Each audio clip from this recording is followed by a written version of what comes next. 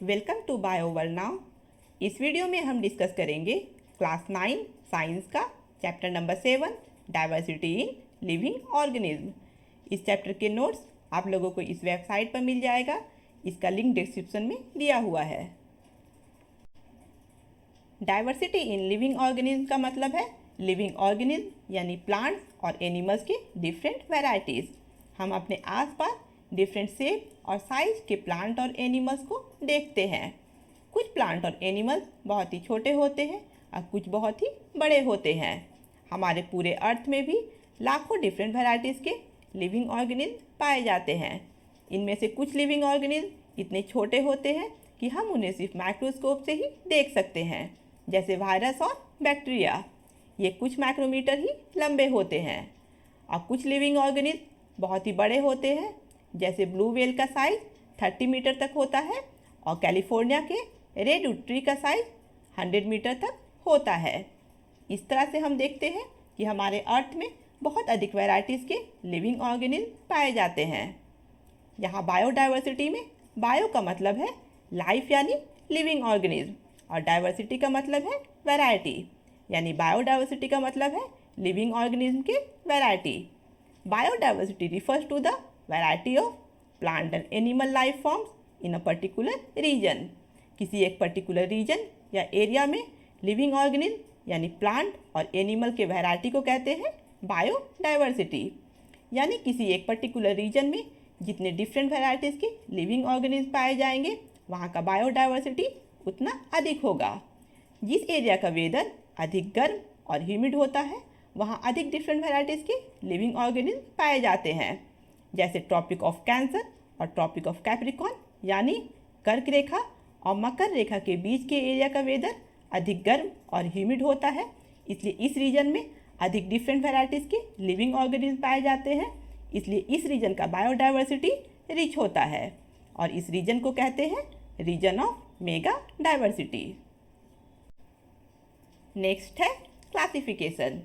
जैसा कि पिछले पेज में हम लोगों ने पढ़ा कि पूरे अर्थ में बहुत अधिक वैरायटीज़ के लिविंग ऑर्गेनिज्म पाए जाते हैं। इतने डिफरेंट टाइप्स के लिविंग ऑर्गेनिज्म को हम आसानी से पहचान सकें और उसके बारे में पढ़ सकें, इसके लिए लिविंग ऑर्गेनिज्म को उसके कैरेक्टरिस्टिक के आधार पर अलग अलग ग्रुप में बांटा गया है। लिविंग ऑर्गेनिज्म को उसके कैरेक्टरिस्टिक के आधार पर ग्रुप या कैटेगरीज में एक सिस्टमेटिक तरीके से ऑर्गेनाइज करने के प्रोसेस को कहते हैं क्लासिफिकेशन। नेसेसिटी ऑफ क्लासिफिकेशन यानी क्लासिफिकेशन क्यों ज़रूरी है। जैसा कि अभी हम लोगों ने पढ़ा कि इतने डिफरेंट वैरायटीज़ के लिविंग ऑर्गेनिज्म के बारे में हम आसानी से पढ़ सकें और उसे पहचान सकें, इसके लिए क्लासिफिकेशन ज़रूरी है। इसके अलावा ऑर्गेनिज्म के डिफरेंट ग्रुप्स के बीच के रिलेशन को जानने के लिए और उसके ऑरिजिन और इवोल्यूशन को जानने के लिए भी लिविंग ऑर्गेनिज्म का क्लासिफिकेशन ज़रूरी है। नेक्स्ट है बेसिस ऑफ क्लासिफिकेशन, यानी किस आधार पर लिविंग ऑर्गेनिज्म को क्लासिफाइड किया गया है, यानी अलग अलग ग्रुप में बांटा गया है। ग्रीक फिलोसोफर अरिस्टोटल ने लिविंग ऑर्गेनिज्म को उनके हैबिटेट यानी रहने के स्थान के आधार पर क्लासिफाइड किया, यानी जो ऑर्गेनिज्म लैंड पर रहते हैं उन्हें एक ग्रुप में रखा, जो वाटर में रहते हैं उन्हें एक ग्रुप में रखा और जो एयर में रहते हैं उन्हें एक ग्रुप में रखा।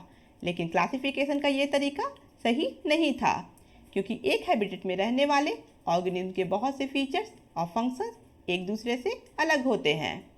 इसलिए सभी लिविंग ऑर्गेनिज्म को उनके कैरेक्टरिस्टिक जैसे सेल स्ट्रक्चर, बॉडी ऑर्गेनाइजेशन और मोड ऑफ न्यूट्रिशन के आधार पर क्लासिफाइड किया गया। नेक्स्ट पेज में हम लोग इन कैरेक्टरिस्टिक को डिटेल में देखेंगे, जिनके आधार पर लिविंग ऑर्गेनिज्म को क्लासिफाइड किया गया है। यहाँ नीचे कुछ कैरेक्टरिस्टिक दिए हुए हैं जिनके आधार पर लिविंग ऑर्गेनिज्म का क्लासिफिकेशन किया गया है।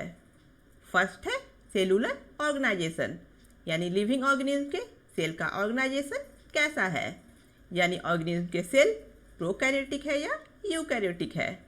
प्रोकैरियोटिक सेल प्रिमिटिव होते हैं और उनमें मेम्ब्रेन बॉन्ड ऑर्गेनेल्स और वेल डिफाइंड न्यूक्लियस नहीं होता है, और यूकैरियोटिक सेल एडवांस होते हैं और उनमें मेम्ब्रेन बॉन्ड ऑर्गेनेल्स और वेल डिफाइंड न्यूक्लियस प्रेजेंट होता है।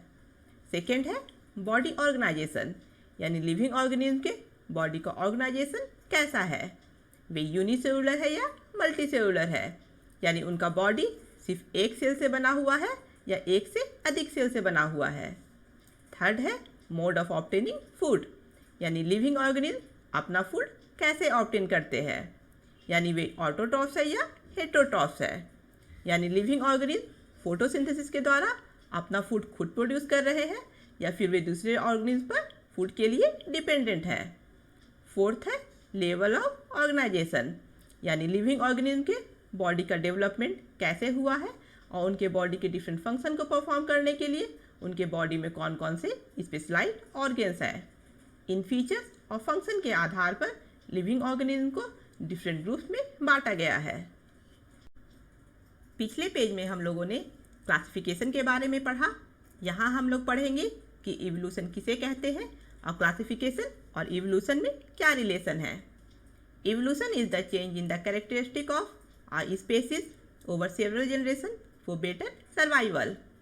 कई जनरेशन तक लगातार स्पेसीज या ऑर्गेनिज्म के कैरेक्टरिस्टिक में चेंज होने को इवोल्यूशन कहते हैं और ये चेंज ऑर्गेनिज्म के बेटर सर्वाइवल के लिए होता है, क्योंकि जब इन्वायरमेंट में कुछ चेंज होता है तो ऑर्गेनिज्म को भी उस नए इन्वायरमेंट में एडजस्ट होने के लिए अपने कैरेक्टरिस्टिक में कुछ चेंज करने पड़ते हैं, जिसके कारण ऑर्गेनिज्म में नए कैरेक्टर्स डेवलप होते हैं।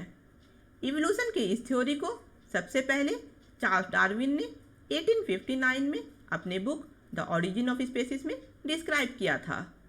क्लासिफिकेशन और इवोल्यूशन का आपस में क्लोज रिलेशन है, क्योंकि इवोल्यूशन के कारण ऑर्गेनिज्म के कैरेक्टरिस्टिक में चेंज आए हैं और नए कैरेक्टर्स डेवलप हुए हैं। इसलिए ऑर्गेनिज्म के जो कैरेक्टरिस्टिक पहले से एग्जिस्ट है वो बेसिक कैरेक्टर्स है और ऑर्गेनिज्म के जो कैरेक्टरिस्टिक इवोल्यूशन के कारण बाद में आए हैं वो एडवांस कैरेक्टर्स हैं। इस तरह से हम देखते हैं कि पुराने ऑर्गेनिज्म के कैरेक्टरिस्टिक में कई जनरेशन तक लगातार चेंज होने के कारण आज के नए ऑर्गेनिज्म का जन्म हुआ है और ये चेंज ऑर्गेनिज्म के बेटर सर्वाइवल के लिए हुआ है। नेक्स्ट है प्रिमिटिव एंड एडवांस ऑर्गेनिज्म।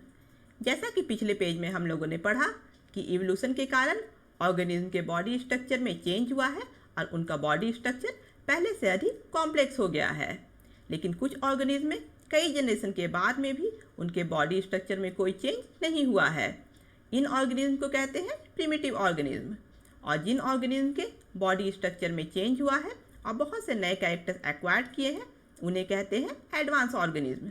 इस तरह से हम देखते हैं कि जो ओल्डर यानी पुराने ऑर्गेनिज्म है उनका बॉडी स्ट्रक्चर सिंपल है और जो यंगर यानी नए ऑर्गेनिज्म है उनका बॉडी स्ट्रक्चर कॉम्प्लेक्स है।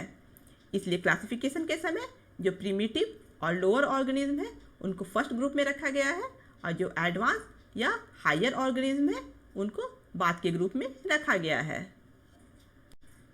नेक्स्ट है क्लासिफिकेशन सिस्टम। फर्स्ट है two kingdom classification. Two kingdom classification को कैरोलस लिनियस ने 1758 में प्रपोज किया था। उन्होंने सभी लिविंग ऑर्गेनिज्म को उनके न्यूट्रिशन और मोबिलिटी के आधार पर दो किंगडम में क्लासिफाइड किया। फर्स्ट है प्लांट और सेकेंड है एनिमल, क्योंकि सभी प्लांट फोटोसिंथेसिस के प्रोसेस के द्वारा अपना फूड खुद तैयार करते हैं और ये एक जगह से दूसरी जगह में मूव नहीं करते हैं, इसलिए सभी प्लांट को एक ग्रुप में रखा गया। क्योंकि सभी एनिमल फूड के लिए दूसरे ऑर्गेनिज्म पर डिपेंड रहते हैं और ये एक जगह से दूसरी जगह में मूव करते हैं, इसलिए सभी एनिमल को दूसरे ग्रुप में रखा गया। सेकेंड है 5 किंगडम क्लासिफिकेशन। 5 किंगडम क्लासिफिकेशन को रॉबर्ट विटेकर ने 1969 में प्रपोज किया था। उन्होंने सभी लिविंग ऑर्गेनिज्म को उनके cell structure, mode of nutrition, body organisation और रिप्रोडक्शन के आधार पर 5 किंगडम में क्लासिफाइड किया। फर्स्ट है मोनेरा, सेकेंड है प्रोटिस्टा, थर्ड है फंगी, फोर्थ है प्लांटी और फिफ्थ है एनिमेलिया। प्रेजेंट टाइम में इस 5 किंगडम क्लासिफिकेशन को एक्सेप्ट किया गया है। आगे हम लोग इसके बारे में डिटेल में पढ़ेंगे। इसके अलावा कार्ल वूज ने 1977 में किंगडम मोनेरा को 2 भागों में डिवाइड किया। फर्स्ट है आर्के बैक्टीरिया और सेकेंड है यू बैक्टीरिया। नेक्स्ट है the hierarchy of classification. Hierarchy का मतलब है किसी भी चीज़ को उसके कैरेक्टरिस्टिक के आधार पर सिस्टमेटिक तरीके से एक ऑर्डर में सजाना। बायोलॉजिस्ट ने सभी लिविंग ऑर्गेनिज्म को उसके कैरेक्टरिस्टिक के आधार पर सबसे बड़े कैटेगरी में डिवाइड किया, जिसका नाम है किंगडम। उसके बाद उसे छोटे अलग अलग कैटेगरी में डिवाइड किया। जिस तरह से स्कूल में हर एक स्टूडेंट के आइडेंटिफिकेशन के लिए स्टूडेंट्स को क्लास, सेक्शन और रोल नंबर के आधार पर बांटा जाता है, उसी तरह से साइंटिस्ट ने भी सभी लिविंग ऑर्गेनिज्म के आइडेंटिफिकेशन के लिए उसकी कैरेक्टरिस्टिक के आधार पर अलग अलग कैटेगरी में डिवाइड किया, जिसमें सबसे बड़े कैटेगरी का नाम है किंगडम और उसके बाद है फाइलम या डिवीज़न, नेक्स्ट है क्लास, उसके बाद है ऑर्डर, फिर है फैमिली, जेनस और लास्ट में है स्पेसीज। यानी स्पेसीज क्लासिफिकेशन का बेसिक यूनिट है। सेम स्पेसीज के सभी ऑर्गेनिज्म का कैरेक्टरिस्टिक सेम होता है और वे ब्रीडिंग के लिए कैपेबल होते हैं। यानी सेम स्पेसीज के ऑर्गेनिज्म रिप्रोडक्शन के द्वारा नए ऑर्गेनिज्म को जन्म देते हैं। फॉर एग्जाम्पल होमोसेपियन या ह्यूमन के कैरेक्टरिस्टिक आपस में सेम होते हैं और इसलिए वे ब्रीडिंग के लिए कैपेबल होते हैं, लेकिन ह्यूमन दूसरे स्पेसीज से ब्रीड नहीं कर सकते हैं। यहाँ होमोसेपियन में होमो ह्यूमन का जेनस नेम और सेपियन ह्यूमन का स्पेसीज नेम है। नेक्स्ट पेज से हम लोग रॉबर्ट विटेकर के 5 किंगडम क्लासिफिकेशन के आधार पर पांचों किंगडम यानी मोनेरा, प्रोटिस्टा, फंगी, प्लांटी और एनिमेलिया के कैरेक्टरिस्टिक को एक एक करके डिटेल में देखेंगे। 5 किंगडम क्लासिफिकेशन का फर्स्ट किंगडम है मोनेरा। इस किंगडम के कैरेक्टरिस्टिक को हम लोग बैक्टीरिया के एग्जाम्पल से समझ सकते हैं। इसके स्ट्रक्चर को हम लोगों ने सेल के चैप्टर में डिटेल में पढ़ा था।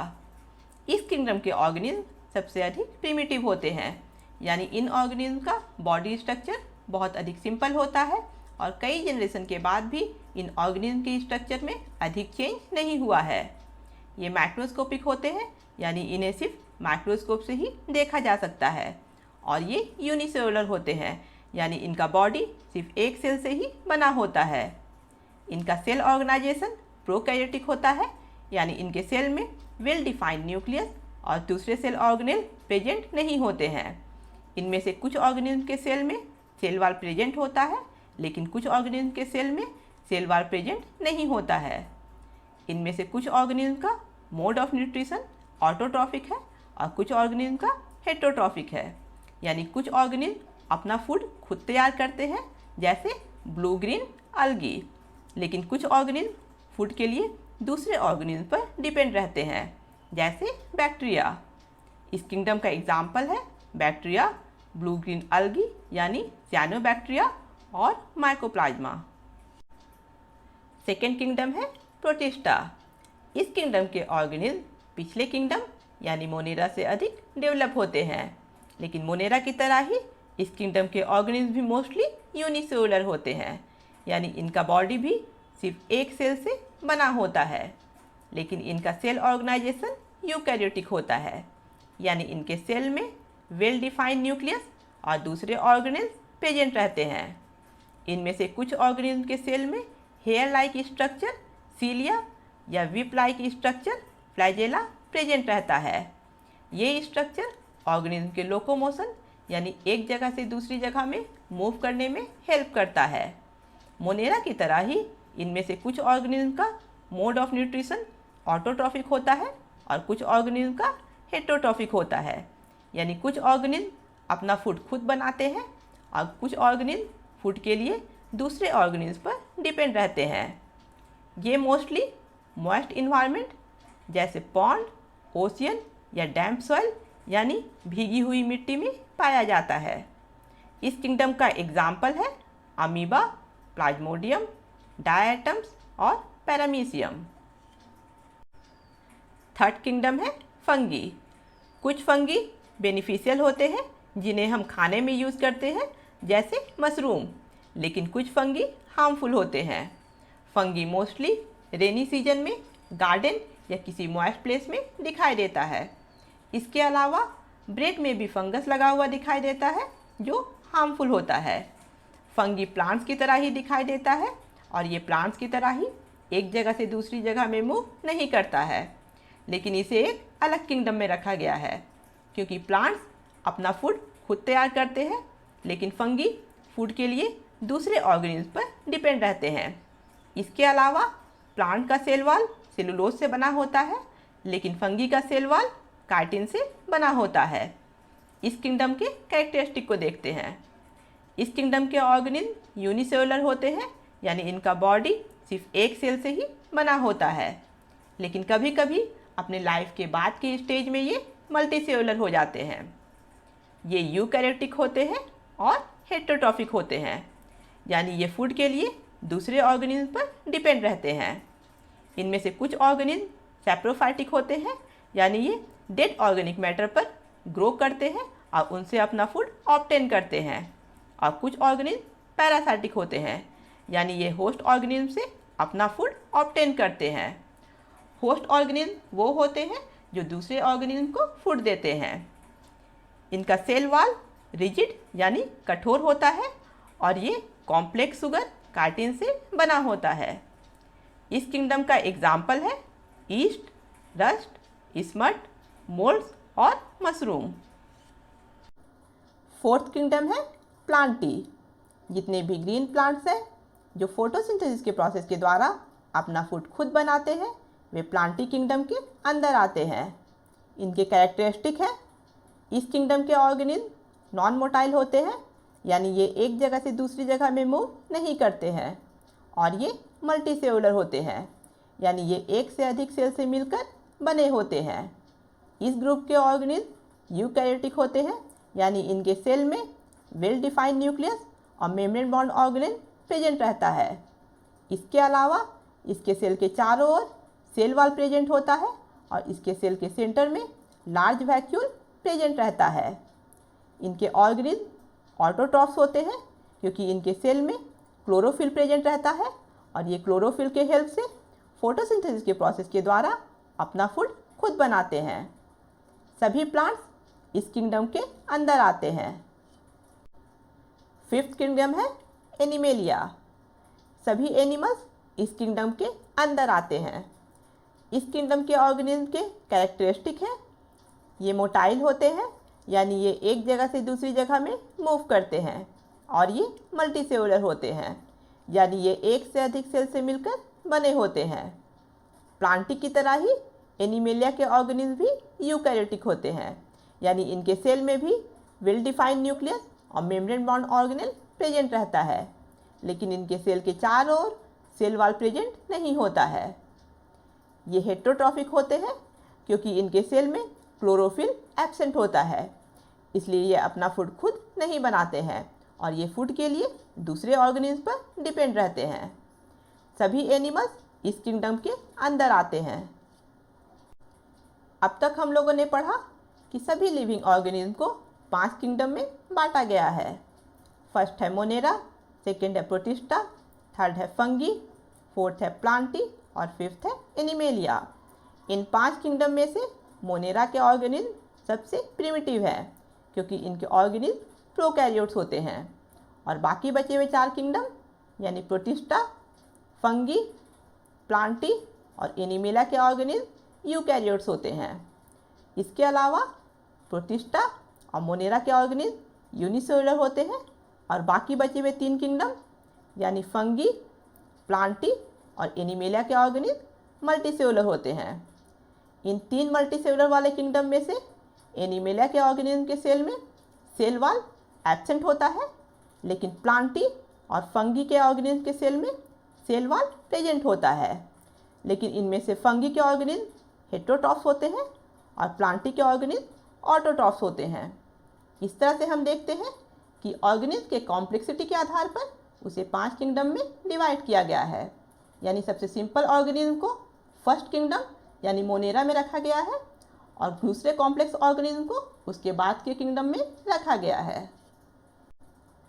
क्लासिफिकेशन में हम लोगों ने पढ़ा था कि बायोलॉजिस्ट ने सभी लिविंग ऑर्गेनिज्म को सबसे बड़े कैटेगरी यानी किंगडम में क्लासिफाइड किया और इसके बाद उससे छोटे अलग अलग कैटेगरी में डिवाइड किया। अब तक हम लोगों ने 5 किंगडम यानी मोनेरा, प्रोटिस्टा, फंगी, प्लांटी और एनिमेलिया के कैरेक्टरिस्टिक को पढ़ा। यहाँ हम लोग किंगडम प्लांटी के नेक्स्ट लेवल के क्लासिफिकेशन के बारे में पढ़ेंगे। किंगडम प्लांटी को कुछ क्राइटेरिया के आधार पर 5 डिवीज़न में डिवाइड किया गया। ये क्राइटेरिया है, फर्स्ट है प्लांट बॉडी का डिफ्रेंसिएशन कैसा है, यानी प्लांट बॉडी में स्टेम, रूट और लीव्स प्रेजेंट है या नहीं। सेकेंड है प्लांट बॉडी में वस्कुलर सिस्टम यानी जाइलम और फ्लोएम प्रेजेंट है या एब्सेंट है। थर्ड है प्लांट बॉडी में सीड प्रेजेंट है या एब्सेंट है। और फोर्थ है सीड नेकेड यानी बिना कवर के है या फ्रूट्स के अंदर है। इन क्राइटेरिया के आधार पर प्लांट किंगडम को 5 डिवीज़न में बांटा गया है। फर्स्ट है थैलोफाइटा, सेकेंड है ब्रायोफाइटा, थर्ड है टेरिडोफाइटा, फोर्थ है जिम्नोस्पर्म और फिफ्थ है एंजियोस्पर्म। इन सभी डिवीज़न के कैरेक्टरिस्टिक के बारे में एक एक करके डिटेल में पढ़ेंगे। प्लांटिक किंगडम का फर्स्ट डिवीज़न है थैलोफाइटा। थैलोफाइटा के प्लांट सबसे अधिक सिंपल और प्रिमिटिव होते हैं, इसलिए इन्हें लोअर डिवीज़न में रखा गया है और ये लोअर प्लांट्स हैं। इनके प्लांट बॉडी थैलस की तरह दिखाई देता है क्योंकि इनमें रूट, स्टेम या लीफ का डिफ्रेंसिएशन नहीं होता है, यानी इनके प्लांट बॉडी में रूट, स्टेम या लीफ प्रेजेंट नहीं होता है। यहाँ स्पायरोगायरा के डायग्राम में हम देख सकते हैं कि इनमें रूट, स्टेम या लीफ का डिफ्रेंसिएशन नहीं है। इनमें वस्कुलर टिश्यू यानी जाइलम या फ्लोएम प्रेजेंट नहीं होता है। ये ऑटोट्रॉफिक होते हैं, यानी इनमें क्लोरोफिल प्रेजेंट रहता है और ये फोटोसिंथेसिस के प्रोसेस के द्वारा अपना फूड खुद बनाते हैं। इनमें से कुछ प्लांट यूनिसेलुलर होते हैं, यानी सिर्फ एक सेल से बने होते हैं, और कुछ प्लांट मल्टीसेलुलर होते हैं, यानी एक से अधिक सेल से बने होते हैं। ये मेनली मॉइस्ट प्लेसेस में ग्रो करते हैं क्योंकि इनमें स्टेम, रूट या लीफ का डिफ्रेंसिएशन नहीं होता है, इसलिए ये पॉन्ड या किसी मॉइस्ट प्लेसेस में एक लेयर की तरह दिखाई देता है। थैलोफाइटा को अलगी भी कहा जाता है। थैलोफाइटा का एग्जाम्पल है यूलोथ्रिक्स, क्लैडोफोरा, स्पायरोगायरा और कारा। प्लांटी किंगडम का सेकेंड डिवीज़न है ब्रायोफाइटा। ब्रायोफाइटा के प्लांट थैलोफाइटा से कुछ अधिक एडवांस होते हैं। थैलोफाइटा में हम लोगों ने पढ़ा था कि थैलोफाइटा के प्लांट मॉइस्ट प्लेसेस पर ग्रो करते हैं, लेकिन ब्रायोफाइटा के प्लांट टेरेस्ट्रियल होते हैं, यानी ये ज़मीन पर ग्रो करते हैं, लेकिन सेक्सुअल रिप्रोडक्शन के लिए इन्हें वाटर की ज़रूरत होती है, यानी ब्रायोफाइटा के प्लांट लैंड और वाटर दोनों पर ही रहते हैं, इसलिए ब्रायोफाइटा को प्लांट किंगडम का एम्फीबियन भी कहा जाता है। थैलोफाइटा के सभी प्लांट थैलस लाइक थे, लेकिन ब्रायोफाइटा के कुछ प्लांट थैलस की तरह होते हैं और कुछ प्लांट इरेक्ट यानी सीधे खड़े रहते हैं। ये सबस्ट्रेटम यानी जिस जगह पर खड़े रहते हैं वहाँ रूट लाइक स्ट्रक्चर के हेल्प से अटैच रहते हैं। इन रूट लाइक स्ट्रक्चर को कहते हैं राइजोइड्स। इनका प्लांट बॉडी स्टेम और लीफ लाइक स्ट्रक्चर में डिफ्रेंशिएटेड होता है, यानी इनमें स्टेम और लीफ लाइक स्ट्रक्चर प्रेजेंट रहता है। थैलोफाइटा की तरह ही ब्रायोफाइटा में भी वस्कुलर टिश्यू यानी जाइलम और फ्लोएम प्रेजेंट नहीं होता है। इस तरह से हम देखते हैं कि ब्रायोफाइटा के कुछ कैरेक्टरिस्टिक थैलोफाइटा की तरह है, लेकिन कुछ एडवांस कैरेक्टर्स जैसे रूट, स्टेम और लीफ लाइक स्ट्रक्चर भी डेवलप हुए हैं। ब्रायोफाइटा के एग्जाम्पल है रीसिया, मार्केंसिया, फ्यूनेरिया और स्फैग्नम।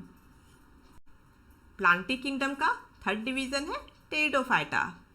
टेरिडोफाइटा के प्लांट बॉडी रूट, स्टेम और लीव्स में डिफ्रेंशिएटेड होते हैं, यानी इनमें रूट, स्टेम और लीव्स प्रेजेंट होता है। इनमें कुछ स्टेम एरियल होते हैं, यानी ये सॉइल के ऊपर प्रेजेंट रहते हैं, और कुछ स्टेम अंडरग्राउंड होते हैं, यानी ये सॉइल के नीचे प्रेजेंट रहते हैं। वो स्टेम जो सॉइल के नीचे प्रेजेंट रहते हैं उन्हें राइजोम कहते हैं। इनमें वस्कुलर टिश्यू यानी जाइलम और फ्लोएम प्रेजेंट होता है, लेकिन इनके जाइलम में वेसल्स और फ्लोएम में कंपेनियन सेल एब्सेंट होता है, यानी इनमें जाइलम और फ्लोएम के चारों कॉम्पोनेंट प्रेजेंट नहीं होते हैं। इनमें अधिक प्लांट्स टेरेस्ट्रियल होते हैं और ये मॉइस्ट और शेडी यानी छायादार जगह में ग्रो करते हैं, और कुछ प्लांट जेरोफाइटिक होते हैं, यानी ये कम पानी वाले जगह में ग्रो करते हैं, और कुछ प्लांट एक्वेटिक होते हैं। इनमें रिप्रोडक्टिव ऑर्गन हिडन यानी छिपा हुआ होता है। ये ना ही फ्लावर और ना ही सीड्स प्रोड्यूस करते हैं, यानी इनके प्लांट में फ्लावर और सीड एब्सेंट होता है। इसलिए इस डिवीज़न के प्लांट को क्रिप्टोगैम भी कहा जाता है। इनमें रिप्रोडक्शन स्पोर्स के द्वारा होता है और ये स्पोर्स स्पोरेंजिया के अंदर फॉर्म होता है। ये स्पोरेंजिया लीव्स के वेंट्रल सरफेस यानी लीव्स के नीचे की ओर या कोन्स के रूप में प्रेजेंट रहता है। टेरिडोफाइटा का एग्जाम्पल है लाइकोपोडियम, सिलाजिनेला, इक्विजिटम और फर्न। ये लाइकोपोडियम का प्लांट है और ये कोन्स है, और ये फर्न के लीफ का वेंट्रल सरफेस है और इसमें ब्राउन कलर में ये स्पोरेंजिया है और इन स्पोरेंजिया के अंदर स्पोर्स प्रेजेंट है। प्लांटी किंगडम का फोर्थ डिवीज़न है जिम्नोस्पर्म। जिम्नोस्पर्म दो ग्रीक वर्ड से मिलकर बना हुआ है। फर्स्ट है जिम्नो और सेकंड है स्पर्मा। जिम्नो का मतलब होता है नेकेड और स्पर्मा का मतलब होता है सीड, यानी जिम्नोस्पर्म का मतलब है नेकेड सीड, यानी जिम्नोस्पर्म के प्लांट में सीड प्रेजेंट रहता है लेकिन सीड फ्रूट के अंदर नहीं होता है, यानी सीड के ऊपर फ्रूट की कवरिंग नहीं होती है। इसलिए जिम्नोस्पर्म के प्लांट को नेकेड सीडेड प्लांट भी कहा जाता है। इस तरह से हम देखते हैं कि जिम्नोस्पर्म के प्लांट में सीड प्रेजेंट रहता है लेकिन फ्रूट प्रेजेंट नहीं होता है। जिम्नोस्पर्म के प्लांट पेरेनियल, एवरग्रीन यानी हमेशा हरे भरे रहते हैं और ऊडी होते हैं, यानी इनका स्टेम कठोर होता है। पेरेनियल वो प्लांट होते हैं जो कई वर्षों तक जीवित रहते हैं। इनमें से कुछ प्लांट बहुत बड़े होते हैं और हजारों वर्षों तक जीवित रहते हैं। इनका प्लांट बॉडी स्टेम, रूट और लीव्स में वेल डिफ्रेंशिएटेड होता है। इनके प्लांट बॉडी में वस्कुलर टिश्यू यानी जाइलम और फ्लोएम प्रेजेंट रहता है, लेकिन टेरिडोफाइटा की तरह ही इनके जाइलम में वेसल्स और फ्लोएम में कंपेनियन सेल एब्सेंट होता है। इस तरह से हम देखते हैं कि जिम्नोस्पर्म के कुछ कैरेक्टरिस्टिक टेरिडोफाइटा की तरह ही है, लेकिन कुछ नए कैरेक्टर्स भी डेवलप हुए हैं। जैसे इनके प्लांट बॉडी में स्टेम, रूट और लीव्स वेल डिफ्रेंशिएटेड होते हैं। इनके प्लांट में स्टेम ऊडी होता है और इनमें सीड प्रेजेंट होता है। जिम्नोस्पर्म का एग्जाम्पल है पाइन, साइकस, नीटम, इफेड्रा और गिंगो बायलोबा।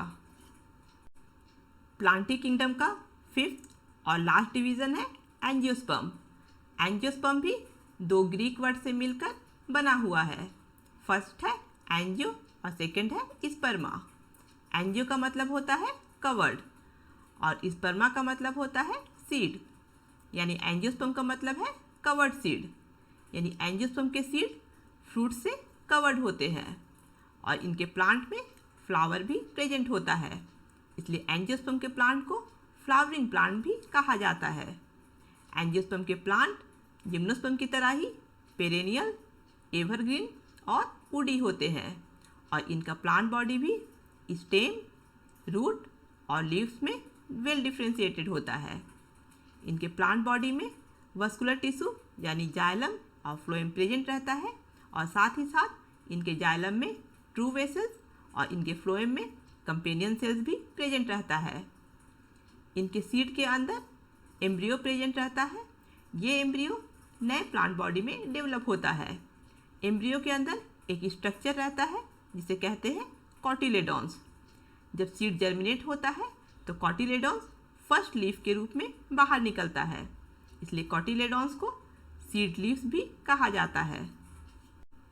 एंजियोस्पर्म के सीड में प्रेजेंट कॉटिलेडॉन्स के नंबर के आधार पर एंजियोस्पर्म के प्लांट को दो ग्रुप में बांटा गया है।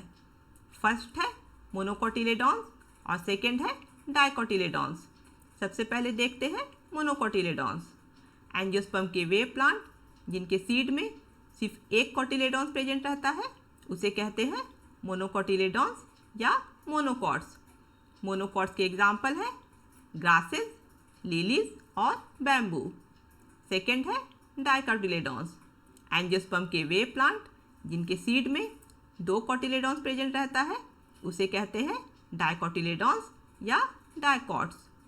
डायकॉट्स के एग्जाम्पल हैं बीन्स, पीस, टोमेटो, रोज और सनफ्लावर। इस तरह से हम देखते हैं कि प्लांट्स के सभी डिवीज़न में एंजियोस्पर्म के प्लांट सबसे अधिक डेवलप हैं, क्योंकि इनके प्लांट बॉडी वेल डिफ्रेंशिएटेड होते हैं। इनके वस्कुलर बंडल यानी जाइलम और फ्लोएम के सभी कंपोनेंट प्रेजेंट रहते हैं और इनके प्लांट में सीड के साथ साथ फ्रूट्स और फ्लावर भी प्रेजेंट होते हैं। अब तक हम लोगों ने पढ़ा कि प्लांटी किंगडम को 5 डिवीज़न में बांटा गया है। फर्स्ट है थैलोफाटा, सेकंड है ब्रायोफाटा, थर्ड है टेरिडोफाटा, फोर्थ है जिम्नोस्पर्म और फिफ्थ है एंजियोस्पर्म। इन 5 डिवीज़न में थैलोफाटा सबसे अधिक प्रिमिटिव है, क्योंकि थैलोफाटा के प्लांट पार्ट वेल डिफ्रेंशिएटेड नहीं होते हैं, यानी इनमें स्टेम, रूट और लीव्स एब्सेंट होता है। इसके अलावा थैलोफाटा में वस्कुलर टिश्यू और सीड या फ्रूट्स भी एब्सेंट होता है। थैलोफाटा को छोड़कर 4 डिवीज़न यानी ब्रायोफाटा, टेरिडोफाटा, जिम्नोस्पर्म और एंजियोस्पर्म के प्लांट पार्ट्स वेल डिफ्रेंशिएटेड होते हैं। लेकिन इन 4 डिवीज़न में ब्रायोफाटा प्रिमिटिव है, क्योंकि ब्रायोफाटा में वस्कुलर टिश्यू एब्सेंट होता है और टेरिडोफाटा, जिम्नोस्पर्म और एंजियोस्पर्म में वस्कुलर टिश्यू प्रेजेंट होता है। टेरिडोफाइटा, जिम्नोस्पर्म और एंजियोस्पर्म में टेरिडोफाइटा प्रिमिटिव है, क्योंकि टेरिडोफाइटा के प्लांट सीड प्रोड्यूस नहीं करते हैं, लेकिन जिम्नोस्पर्म और एंजियोस्पर्म के प्लांट सीड प्रोड्यूस करते हैं, इसलिए इन्हें फेनेरोगैम्स कहा जाता है। लेकिन जिम्नोस्पर्म में सीड नैकेड होता है, यानी इसके सीड फ्रूट्स के अंदर नहीं प्रेजेंट होते हैं, और एंजियोस्पर्म के सीड फ्रूट के अंदर प्रेजेंट होते हैं। एंजियोस्पर्म के सीड में जब एक कॉटिलेडोन प्रेजेंट रहता है तो उसे मोनोकॉट, और जब इसके सीड में 2 कॉटिलेडोन प्रेजेंट रहता है तो उसे डायकॉट कहा जाता है। इसके अलावा हम लोगों ने देखा कि जो सबसे प्रिमिटिव प्लांट है यानी थैलोफाइटा के प्लांट वे मॉइस्ट प्लेस में ग्रो करते हैं, और जो एडवांस प्लांट है यानी जिम्नोस्पर्म और एंजियोस्पर्म के प्लांट वो टेरेस्ट्रियल होते हैं, यानी प्लांट का एवोल्यूशन वाटर से लैंड में हुआ है। इसके अलावा हम लोगों ने देखा कि सभी डिवीज़न में एंजियोस्पर्म सबसे अधिक एडवांस है, क्योंकि इनके प्लांट पार्ट्स वेल डिफ्रेंशिएटेड होते हैं और इनमें वस्कुलर टिश्यू, सीड और फ्रूट्स भी प्रेजेंट होता है। इसलिए बायोलॉजिस्ट ने सबसे लोअर प्लांट को सबसे नीचे के ग्रुप में रखा और एडवांस प्लांट को बाद के ग्रुप में रखा। इस वीडियो में हम लोगों ने लिविंग ऑर्गेनिज्म के 5 किंगडम के कैरेक्टरिस्टिक और प्लांटी किंगडम के सभी डिवीज़न के कैरेक्टरिस्टिक को डिस्कस किया। नेक्स्ट वीडियो में हम लोग एनिमेलिया किंगडम की क्लासिफिकेशन को डिस्कस करेंगे। अगर आप लोगों को ये वीडियो पसंद आया है तो इसे लाइक करें, अपने फ्रेंड्स के साथ शेयर करें और मेरे चैनल को सब्सक्राइब करें।